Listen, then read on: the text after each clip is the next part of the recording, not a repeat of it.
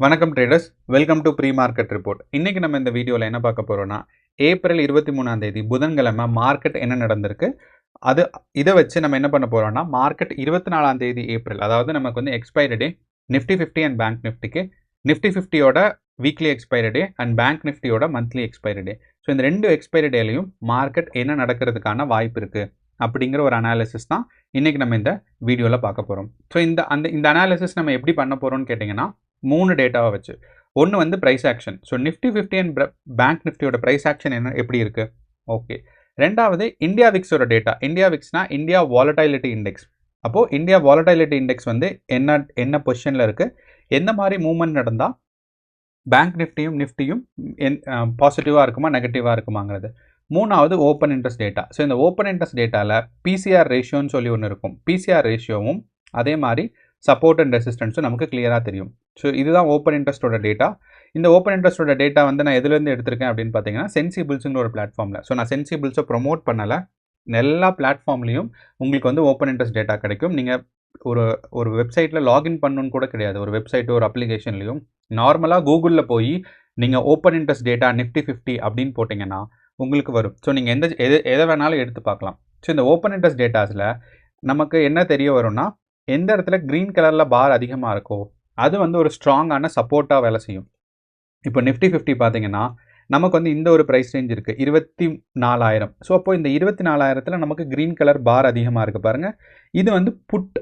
So புட்டோட, அதாவது கால் options இருக்குது, put options இருக்குது. அப்போ புட்டோட குவான்டிட்டி அதிகமாக இருக்கிறது நமக்கு வந்து ஸ்ட்ராங்கான சப்போர்ட் ஆகும்.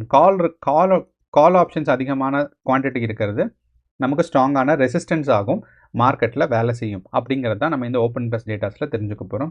ரெண்டாவது பார்த்தீங்கன்னா பிசிஆர் ரேஷியோ. இந்த பிசிஆர் ரேஷியோனா புட் கால் ரேஷியோ. எப்போ வந்து பிசிஆர் ரேஷியோ 1.0க்கு கீழே இருக்கோ அப்போ நமக்கு என்ன தெரியும் அப்படின்னா, மார்க்கெட் வந்து புல்லிஷ்கான கேரக்டரிஸ்டிக்ஸ் இருக்குன்னு. எப்போ வந்து பிசிஆர் ரேஷியோ 1.0 இல்லை 1.0க்கு மேலேயோ இருக்குது அப்படின்னா மார்க்கெட் வந்து பியரிஷாக போகும், அதாவது மார்க்கெட் கீழே போகுங்கிறத நம்ம தெரிஞ்சுக்க முடியும். ஸோ அப்போ இந்த 3 டேட்டாவையும் வச்சு நம்ம ஒரு கன்க்ளூஷனுக்கு வர போகிறோம். ஓகே, ஃபஸ்ட்டு வந்து ப்ரைஸ் ஆக்ஷன். அப்போ இன்றைக்கி நமக்கு தெரியும் நிஃப்டி 50 வந்து ஒரு கேப் அப் ஓப்பன் ஆச்சு. இந்த கேப் அப் எவ்வளோ பாயிண்ட்ஸ் இருந்துச்சு அப்படின்னா ஏறக்குறைய 170 பாயிண்ட்ஸ் இருந்துச்சு. இதை வந்து நம்ம நேற்றே சொல்லியிருந்தோம். கிஃப்ட் நிஃப்டியில் கேப் அப் இருக்கிறனால நமக்கு ஒரு குறைஞ்சபட்சமாவது ஒரு 150 பாயிண்ட் வந்து இருக்குன்னு சொல்லி, ஸோ நம்ம சொன்ன மாதிரியே நடந்திருக்கு. ஒன்று. ரெண்டாவது, நம்ம என்ன சொல்லியிருந்தோம், நிஃப்டி 50 வந்து ஸ்ட்ராங் புல்லிஷ் ட்ரெண்ட் இருக்குது. ஆனாலுமே பார்த்தீங்கன்னா நமக்கு வந்து நம்ம இந்தியா விக்ஸ், அதாவது ஓப்பன் இன்ட்ரெஸ்ட் டேட்டாஸ் வச்சு பார்க்கும்போது ஒரு வீக் புல்லிஷ் கேரக்டர்ஸ்ன்னு சொல்லியிருந்தோம். ஸோ அதே மாதிரியே பார்த்தீங்கன்னா நிஃப்டி 50 ஆல்மோஸ்ட் ஒரு வீக் புல்லிஷ் கேரக்டராக இந்த ஒரு ஸ்ட்ராங்கான சப்போர்ட்ஸ் இருக்குது பாருங்கள், 24,300. அண்ட் இந்த 24,300ங்கிறது ஒரு ஹிஸ்டாரிக்கலாக, அதாவது கடந்த ஒரு வருஷத்தை பார்க்கும்போதே ஒரு ஸ்ட்ராங்கான ரெசிஸ்டன்ஸாக வேலை செய்யுது. அண்ட் நீங்கள் இந்த இடத்துல பார்த்தீங்கன்னா தெரியும். ஸோ கடந்த ஆகஸ்ட் மாதம் இது ஒரு ரெசிஸ்டன்ஸாக வேலை செஞ்சுருக்கு. அதுவும் இல்லாமல் அக்டோபரில், அப்புறம் நவம்பரில், அதுக்கப்புறம் பார்த்தீங்கன்னா திருப்பியும் பார்த்தீங்கன்னா டிசம்பரில். ஸோ அப்போது இந்த ரேஞ்ச் வந்து ஒரு ஸ்ட்ராங்கான ரெசிஸ்டன்ஸ் ரேஞ்ச். நமக்கு எல்லாத்துக்குமே தெரியும் நிஃப்டி 50 வந்து ஒரு ஆல் டைம் ஹையிலிருந்து கொஞ்சம் கீழே தான் இருக்குது. அந்த ஒரு காரணத்தினால நமக்கு வந்து தெரியும் இது வந்து ஒரு ஸ்ட்ராங்கான ரெசிஸ்டன்ஸ்னு. அப்போது அங்கேருந்து மார்க்கெட் ரிவர்ஸ் ஆகிருக்கு. So it was a week bullish character. So அதை நம்ம சொல்லியிருக்கோம். ஓகே, ஸோ இப்போ ஓவராலாக நம்ம நேற்று என்ன சொன்னோன்னா, மார்க்கெட் வந்து ஒரு ஸ்ட்ராங் புல்லிஷ் கேரக்டர்ஸ் இருக்குன்னு. ஆனால் மார்க்கெட் பார்த்தீங்கன்னா நமக்கு வந்து ஒரு மைல்டு புல்லிஷ் கேரக்டர், இல்லைனா ப்ரைஸ் கரெக்ஷன்ஸ் நடந்திருக்கு. ஸோ இந்த ப்ரைஸ் கரெக்ஷன் நடந்ததுக்கு முக்கியமான காரணம் என்னென்னா, நிஃப்டி 50ல் பார்த்தீங்கன்னா 24,300ங்கிற ரேஞ்ச் வந்து பார்த்தீங்கன்னா ஒரு ஸ்ட்ராங்கான ஒரு ரெசிஸ்டன்ஸாக இருந்திருக்கு. அதே மாதிரி நமக்கு வந்து பேங்க் நிஃப்டியில் பார்த்தீங்கன்னா 56,000ங்கிறது ஒரு ஸ்ட்ராங்கான ரெசிஸ்டன்ஸாக இருந்திருக்கு. அப்போது இந்த 2 பாயிண்ட்ல இருந்தும் மார்க்கெட் வந்து பியரிஷாக வந்திருக்கு. ஸோ அப்படிங்கிறனால நம்ம 100% நம்ம சொன்ன ப்ரிடிக்ஷன் நேற்று வந்து நடக்கலை. ஆனாலுமே நம்ம சொன்ன விஷயங்கள் வந்து 100% நடந்திருக்கு. என்னென்னா, நம்ம இந்தியா விக்ஸில் என்ன சொல்லியிருந்தோம்னா, 15க்கு மேலே போச்சு அப்படின்னா மார்க்கெட் வந்து ஸ்ட்ராங்காக இருக்கும், 15க்கு கீழே போனால் மார்க்கெட் வந்து வீக்காக இருக்குன்னு சொல்லியிருந்தோம். அப்போது நமக்கு பேங்க் நிஃப்டி இந்த மாதிரி ஒரு ப்ரைஸ் கரெக்ஷனில் இருக்குது.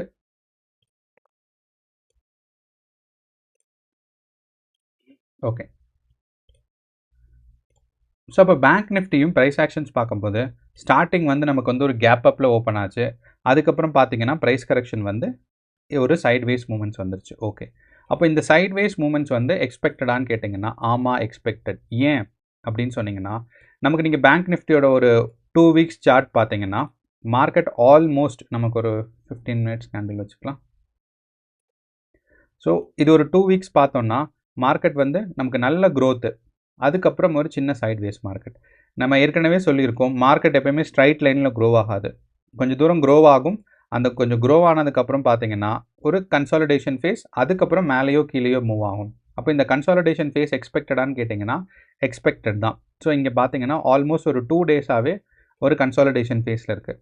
அப்போது நாளைக்குமே வந்து பார்த்தீங்கன்னா, கன்சாலிடேஷன் ஃபேஸில் இருக்கிறதுக்கான வாய்ப்பு ரொம்ப ரொம்ப அதிகம். ஏன் நாளைக்கும் கன்சாலிடேஷன் ஃபேஸில் வாய்ப்பு இருக்கிறதுக்கு ரொம்ப அதிகம்னு கேட்டிங்கன்னா, நம்மளோட ஓப்பன் இன்ட்ரெஸ்ட் டேட்டாஸில் பார்த்தீங்கன்னா, புட் அண்ட் கால் ஆப்ஷனோட ரேஞ்ச் வந்து மாறவே இல்லை. நீங்கள் வந்து பேங்க் நிஃப்டியில் இங்கே பார்க்கலாம். ஸோ பேங்க் நிஃப்டியில் வந்து நான் வந்து 22ஆம் தேதிக்கு போகிறேன். 22ஆம் தேதிக்கு சப்போர்ட் அண்ட் ரெசிஸ்டன்ஸ் பார்த்தீங்கன்னா 55,000ம் 56,000ம் இருக்குது. அடுத்து இன்னைக்கு 23ஆம் தேதிக்கு வந்தோம்னா அதே சப்போர்ட் அண்ட் ரெசிஸ்டன்ஸ் தான் 55,000ம் 56,000ம். அப்போது இந்த ரேஞ்ச் வந்து மாறவே இல்லை. ஏன்னா நம்ம வந்து இந்த ரேஞ்ச் தான் சொல்லிட்டு இருந்தோம், 56,000 அண்ட் 55,000.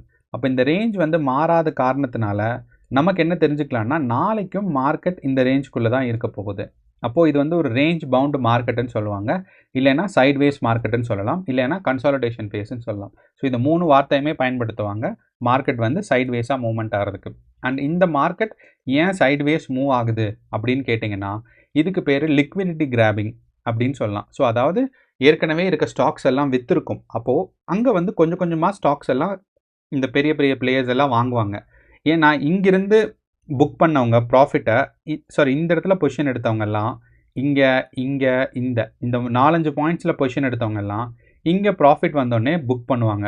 அப்போது இங்கே வந்து பார்த்தீங்கன்னா லிக்விடிட்டி அவைலபிளாக இருக்கும். அந்த லிக்விடிட்டி அவைலபிளாக இருக்கும் போது நிறையா பேர் வாங்குவாங்க. ஸோ இதுக்கு பேர் தான் லிக்விடிட்டி கிராபிங்னு பேர். ஸோ அப்போது அவங்களுக்கு இந்த லிக்விடிட்டி கிராபிங்னால தான் கன்சாலிடேஷன் மார்க்கெட் சைட்வேஸில் நடக்குது. அப்போது நாளைக்கும் நிஃப்டி 50லையும் பேங்க் நிஃப்டிலையும் நீங்கள் வந்து சைட்வேஸ் மார்க்கெட் எக்ஸ்பெக்ட் பண்ணலாம். அண்ட் இந்த சைட்வேஸ் மார்க்கெட்டை நம்ம எதை வச்சு சொன்னோம் அப்படின்னா, நம்மளோட ஓப்பன் இன்ட்ரெஸ்ட் டேட்டாவை வச்சு தான் நம்ம வந்து சொல்லியிருந்தோம். அதாவது ஓப்பன் இன்ட்ரெஸ்ட் டேட்டா நமக்கு என்ன சொல்லுதுன்னா, சப்போர்ட் அண்ட் ரெசிஸ்டன்ஸ் வந்து ஒரு பெரிய லெவலில் மாறாதனால நாளைக்கும் அதே 2 சப்போர்ட் அண்ட் ரெசிஸ்டன்ஸ்குள்ளே தான் மார்க்கெட் வந்து மூவ் ஆக போகுதுங்கிறது தெரியுது. ஸோ அப்போது நாளைக்கு ரெண்டுக்குமே எக்ஸ்பைரி டேங்கிறனால நீங்கள் என்ன எக்ஸ்பெக்ட் பண்ணலான்னா, மார்க்கெட் வந்து சைட்வேஸ் மூவ்மெண்ட்டை நீங்கள் எக்ஸ்பெக்ட் பண்ணலாம். 1. 2வது பார்த்தீங்கன்னா, நமக்கு வந்து நீங்கள் வந்து எப்பயுமே இந்தியா விக்ஸ் மேலே ஒரு கண்ணு வச்சுருக்கணும். ஸோ இந்தியா விக்ஸ் வந்து இன்றைக்கி வந்து ரொம்ப ரொம்ப கிளியரான இண்டிகேஷன் இருந்துச்சு மார்க்கெட் வந்து டவுன் சைடு வரப்போகுதுன்னு. நான் எப்படின்னு சொல்கிறேன், ஏன்னா நான் ஏற்கனவே சொல்லியிருந்தேன், இந்தியா விக்ஸ் மேலே போச்சுன்னா நமக்கு மார்க்கெட் கீழே வரும்னு. நமக்கு இந்தியா விக்ஸோட ஃபஸ்ட்டு கேண்டில் பாருங்கள், க்ரீன். ஓகே, நான் வந்து 15 மினிட்ஸ் கேண்டில் வச்சுருக்கேன். ஸோ 9:15 கேண்டில் பார்த்தீங்கன்னா க்ரீனாக இருக்குது. அடுத்து 9:30 கேண்டில் பார்த்தீங்கன்னா ரெட்டு. 3வது 4வது கேண்டில், இந்த 4வது கேண்டில் இவ்வளோ தூரம் மேலே போனப்பயே நமக்கு 100% ஷுவர் ஆயிரும் மார்க்கெட் வந்து இன்னைக்கு கீழே தான் போக போகுதுன்னு. ஏன்னா இந்தியா விக்ஸ் மேலே போனால் மார்க்கெட் கீழே போகும். ஸோ அப்போ நமக்கு 4th கேண்டில் 10 மணிக்கு இருக்க கேண்டில், அதே நம்ம வந்து பேங்க் நிஃப்டியில் பார்ப்போம். ஸோ பேங்க் நிஃப்டி கேப் அப்பில் ஓப்பன் ஆச்சு, கரெக்டு.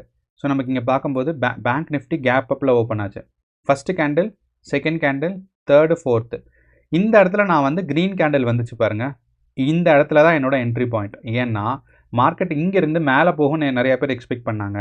ஆனால் நம்ம இந்தியா விக்ஸ் டேட்டாவை வச்சு பார்க்கும்போது 100% மார்க்கெட் இங்கேருந்து கீழே போகிறதுக்கான சான்சஸ் தான் இருக்குன்னு. அப்போது இந்த இடத்துல எனக்கு கன்ஃபர்மேஷன் கிடச்சிருச்சு மார்க்கெட் வந்து மேலே போகாது அப்படின்னு சொல்லி. அப்போது நீங்கள் ஆப்ஷன்ஸில் சைட்வேஸ் போகும்போது உங்களுக்கு எல்லாத்துக்கும் தெரியும் தீட்டா டிகே நடக்கும்னு. ஸோ ஒரு ஆப்ஷன் செல்லராக இருக்கீங்க அப்படின்னா உங்களுக்கு முக்கியமான ஒரு எனிமியே வந்து தீட்டா டிகே தான். அண்ட் நாளைக்கு எக்ஸ்பைரி டே, டிகே வந்து கண்ணை மூடி திறக்கிறதுக்குள்ளே ப்ரைஸ் எல்லாம் கரைஞ்சு போயிடும். ஸோ அப்படிங்கிறனால கேர்ஃபுல்லாக ட்ரேடுங்க. நாளைக்கும் மார்க்கெட் சைட்வேஸ் தான் மூவ் ஆகும்.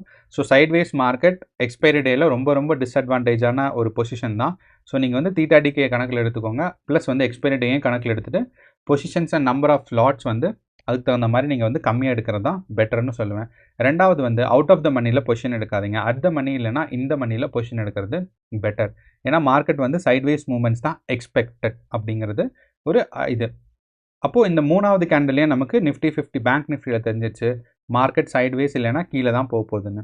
இதே மாதிரி நம்ம வந்து பேங்க் நிஃப்டிலையும் இதே மாதிரி நம்ம நிஃப்டி 50லையும் பார்த்தீங்கன்னா ஃபஸ்ட்டு, செகண்ட், தேர்டு, ஃபோர்த்து, இந்த 4th கேண்டிலில் பார்த்தீங்கன்னா நம்ம வந்து 24,200 ஒரு ஸ்ட்ராங்கான சப்போர்ட் இருக்குன்னு சொல்லியிருந்தோம். அப்போ நிறையா பேர் இந்த இடத்துல மார்க்கெட் ரிவர்ஸ் ஆகும்னு எக்ஸ்பெக்ட் பண்ணியிருப்பாங்க. ஆனால் மார்க்கெட் அங்கேருந்து திருப்பியும் டவுன் சைடு வந்திருக்கு.